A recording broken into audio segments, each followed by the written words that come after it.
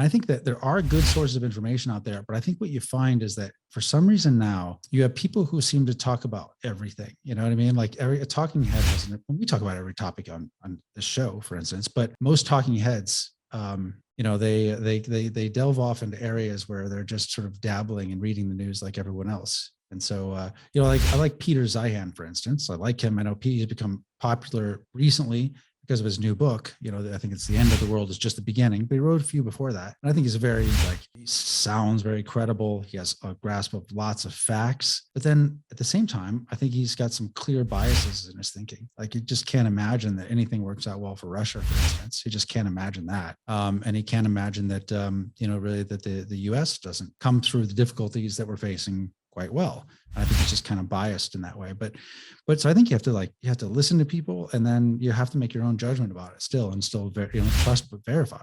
Even there's no guru for information.